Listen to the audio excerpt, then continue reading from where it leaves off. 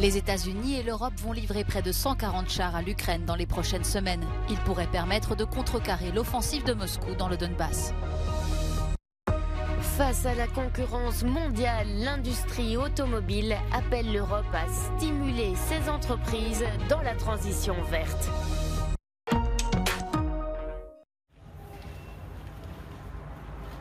Près de 500 000 travailleurs se mobilisent au Royaume-Uni ce mercredi pour demander de meilleurs salaires.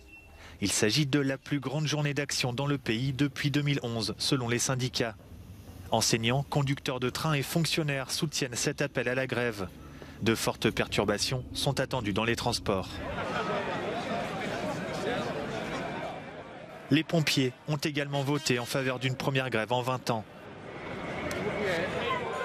Cette journée de mobilisation fait suite aux grèves reconductibles des infirmières et autres travailleurs du secteur de la santé qui se mobiliseront à nouveau la semaine prochaine.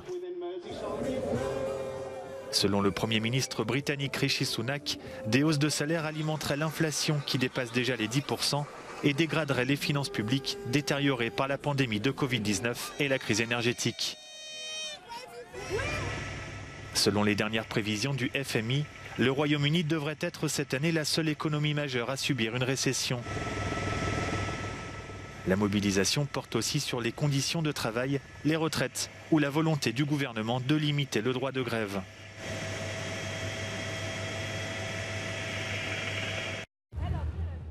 À 35 ans, Mylène est loin de la retraite. Et pourtant, elle a manifesté pour la première fois de sa vie contre l'allongement de la durée de cotisation en France. C'est le cas de nombreux jeunes Français qui arrivent de plus en plus tard sur le marché du travail. Mylène se sent encore plus désavantagée en tant que femme. En tant que femme, déjà de base, on est obligé d'avoir un congé maternité si on a des enfants. Donc on est obligé de stopper notre carrière. Souvent quand on reprend le travail, on ne travaille pas à temps plein, on travaille à mi-temps. Et ça impacte forcément notre retraite plus tard. Et si la réforme elle passe, on ne pourra jamais revenir en arrière. Donc c'est maintenant ou jamais. Alors que la place d'Italie à Paris se remplit de manifestants, Mylène rejoint son ami Benjamin qui regrette de ne pas fonder de grands espoirs sur le montant de sa retraite, mais il veut se faire entendre. C'est un peu pour dire au gouvernement que j'en ai marre de toutes ces réformes qu'ils sont en train de faire. Parce qu'ils sont en train de casser, pour moi ils sont en train de casser toute la fonction publique. Emmanuel Macron et son gouvernement assurent que cette réforme est indispensable pour sauver le système par répartition français, un argument qui ne convainc pas les manifestants. L'objectif c'est que toute cette mobilisation, elle mette un terme à cette réforme tout simplement. Et il va falloir faire beaucoup de manifestations à mon avis parce que là ils n'ont vraiment pas l'air de nous écouter, donc ça va prendre du temps je pense, mais j'y crois quand même. La mobilisation des jeunes sera l'une des clés de la poursuite de ce mouvement de contestation. Elle est pour l'instant difficile à quantifier. En revanche, les sondages sont formels. Une immense majorité des actifs français restent opposés à cette réforme. Cyril Fourneris, Euronews, Paris.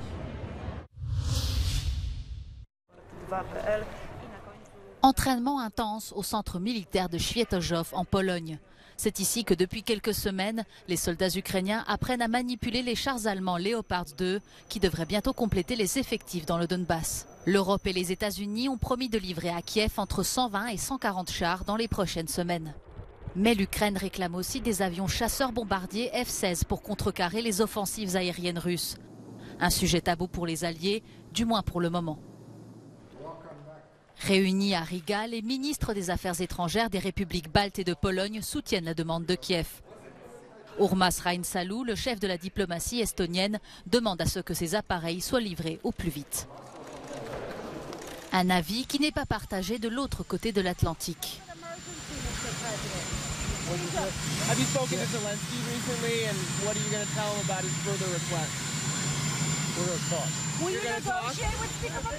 Jusqu'à présent, Londres et Washington ont refusé de livrer des F-16 à l'Ukraine. Interrogé par la presse, le président Joe Biden a précisé qu'il évoquerait les prochaines livraisons d'armes avec son homologue ukrainien. Pendant ce temps, Moscou continue de revendiquer de nouvelles avancées dans le Donbass. Selon le ministère russe de la Défense, les troupes se sont emparées du campement de Blahodatne dans l'oblast de Donetsk. Une victoire que la Russie devrait notamment à ses nouveaux équipements. Quelques heures après sa déclaration, Moscou publiait des images d'un train militaire dernier cri avec capacité de déminage et réparation de chemins de fer. L'industrie automobile européenne appelle les dirigeants de l'Union européenne à mettre en place une politique industrielle ambitieuse afin de rivaliser avec celle d'autres régions du monde. Selon Luca de Meo, le nouveau président de l'Association des constructeurs européens d'automobiles, l'approche de l'Europe consiste à réglementer l'industrie pour parvenir à des émissions nulles, alors que d'autres régions comme les États-Unis et la Chine stimulent leur industrie dans la transition verte. S'adressant aux journalistes, il a demandé une action décisive pour éviter le risque de désindustrialisation en Europe. I think we need a frame that puts us in the possibility of be competitive on a worldwide base, because this is also important. Our industry is a global industry, so we don't do local products. So I think for us, Europe is the starting point of an ecosystem that is global, and we need the authorities. We need the authorities on our side to create a strategy to create competitive advantage of the European product and technology.